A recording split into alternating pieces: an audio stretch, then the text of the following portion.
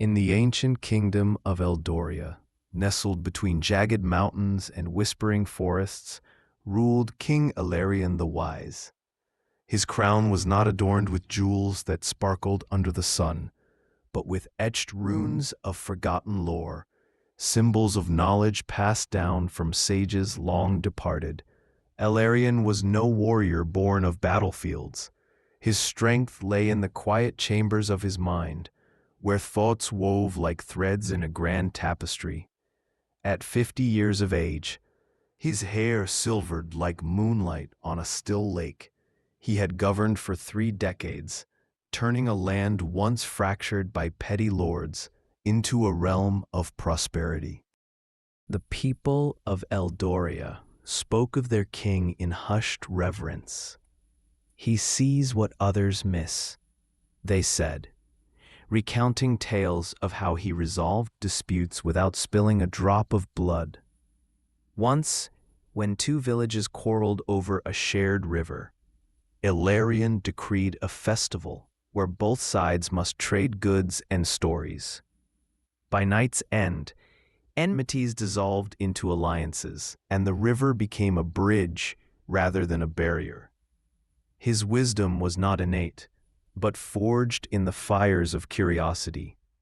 As a young prince, he had wandered the world disguised as a beggar, learning from scholars in distant libraries and nomads under starlit skies. Eldoria's capital, Aetheron, was a marvel of stone and spire, its streets alive with merchants from afar. The palace overlooked the city from a hill, its halls lined with books and maps. Ilarion's council included not just nobles, but artisans, farmers, and even reformed thieves, for he believed truth hid in every voice. His queen, Lyriel, was his equal in intellect, a healer whose potions mended bodies as he mended souls. Together, they had 2 children, Prince Thorn, a hot-blooded youth eager for glory, and Princess Mira, whose gentle spirit mirrored her mother's. But peace, like a fragile bloom, often wilts under unseen storms. One crisp autumn morning, as leaves painted the ground in gold and crimson, a messenger arrived from the northern borders. His horse frothed at the mouth, and his cloak was torn. "Sire," he gasped, kneeling before the throne, "the hordes of Vorath approach. King Draven demands tribute or war." Vorath was a barbaric realm beyond the mountains, ruled by Draven the Iron Fist, a conqueror whose armies had swallowed lesser kingdoms like a ravenous beast. Rumors spoke of his warriors, clad in black iron, wielding axes that cleaved through shields like parchment.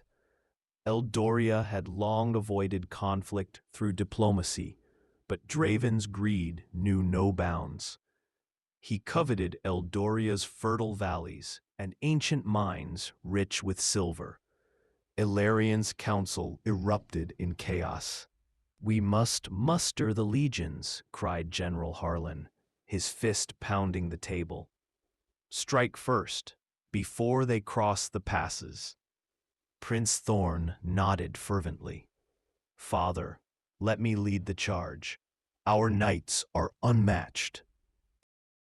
But Ilarion raised a hand, silencing the room. His eyes, deep pools of contemplation, scanned each face. "War is a thief that steals more than it gives," he said softly. "Before we draw swords, let us understand our foe." He dispatched spies to Vorath, not to sabotage, but to observe.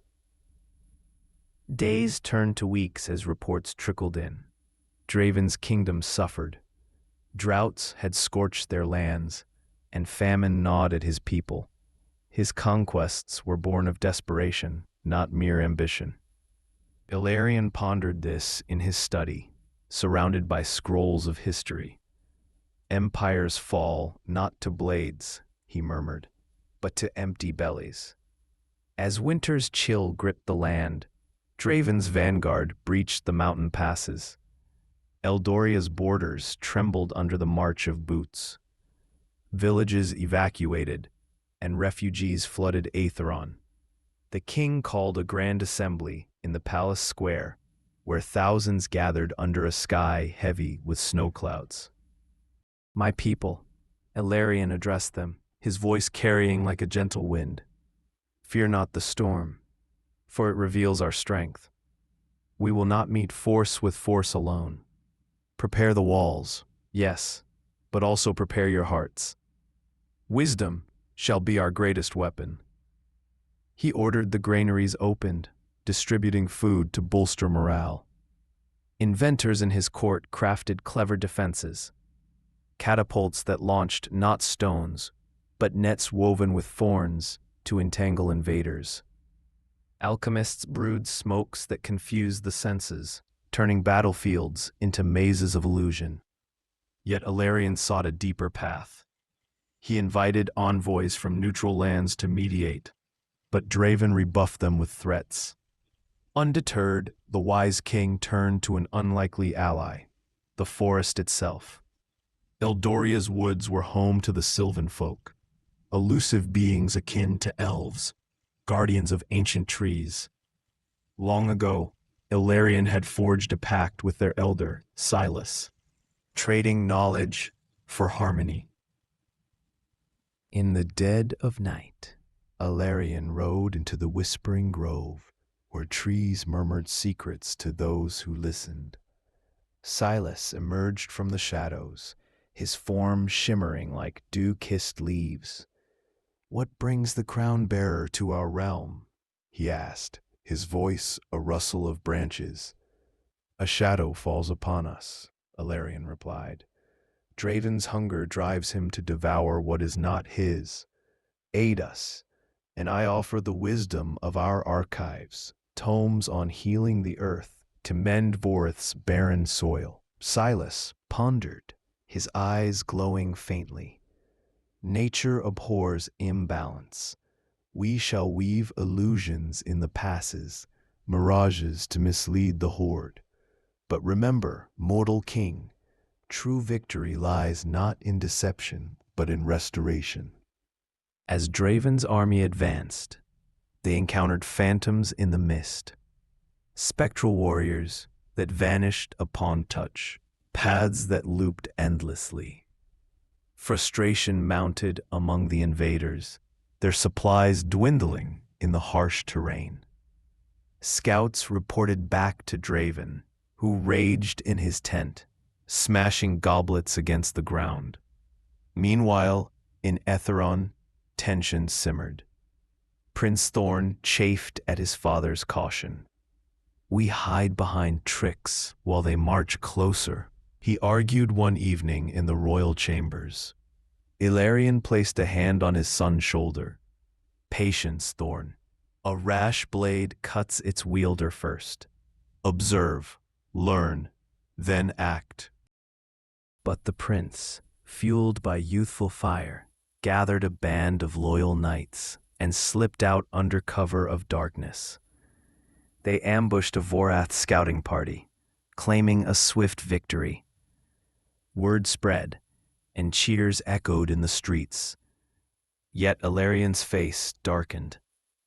"Foolish pride," he whispered to Lyriel. "This will provoke the beast."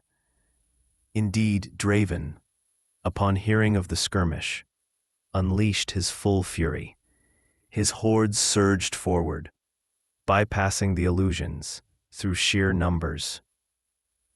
They reached the plains before Aetheron, setting camps that dotted the horizon like ominous stars. The battle loomed. Eldoria's forces assembled on the walls, archers knocking arrows, infantry gripping spears. Ilarion, donning simple armor etched with protective runes, stood at the forefront. As dawn broke, Draven's war horns blared, and the ground shook with charging warriors. Arrows rained like deadly hail, clashing against shields. Catapults hurled their thorny nets, ensnaring groups of foes. The alchemical smokes billowed, sowing confusion. Yet Vorath's numbers pressed on, breaching the outer defenses. Prince Thorn fought valiantly on the front lines, his sword a blur, but exhaustion crept in. In the midst of chaos, Ilarion signaled a retreat. Not in defeat, but strategy. His troops fell back to prepared choke points, luring the enemy into kill zones. The Sylvan illusions reappeared, turning flanks into quagmires of phantom bogs. As the sun climbed, Draven himself entered the fray, a towering figure on an armored steed, his axe gleaming. He bellowed challenges, cutting through Eldoria's lines. Thorn, spotting him, charged forward. "For the kingdom," he roared. Their blades met in a thunderous clash. Draven's strength overwhelmed the prince, disarming him with a brutal swing. Thorn fell, wounded but alive, as guards dragged him back. Ilarion watched from afar, his heart aching. "Enough," he muttered. Mounting his horse, he rode out under a white banner, alone toward the enemy lines. Murmurs rippled through both armies. Draven, intrigued, halted his advance. The two kings met in the no-man's land, surrounded by wary soldiers. Draven's face was scarred and weathered, his eyes burning with hunger. "You dare parley now, wise one," he sneered. "Your tricks end here. Surrender, and I may spare your pretty city."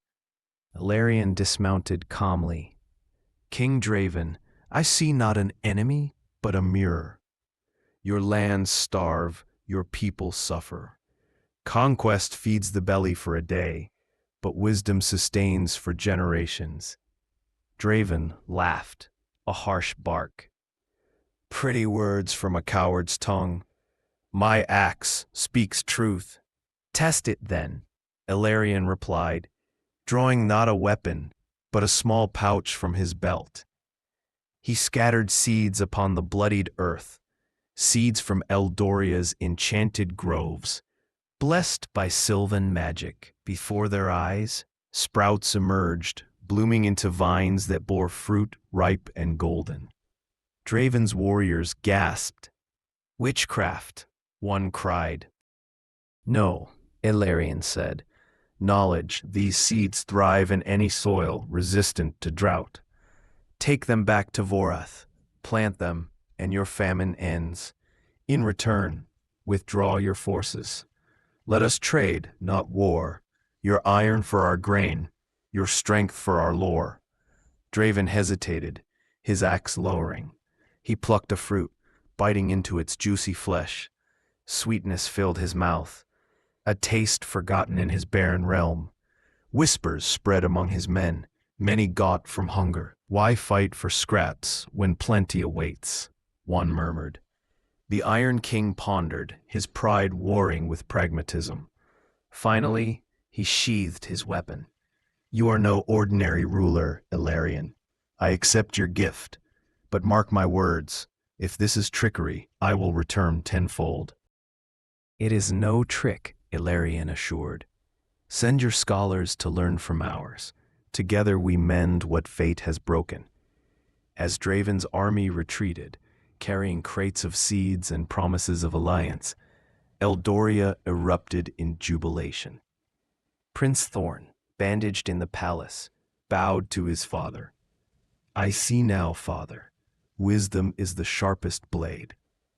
Ilarion smiled faintly, and humility its keenest edge. In the years that followed, the two kingdoms flourished. Trade routes blossomed, exchanging not just goods, but ideas. Vorath's fields turned green, and Draven, tempered by necessity, became a steadfast ally. Ilarion's legacy grew, not as a conqueror, but as a bridge builder. Yet wisdom's path is never straight.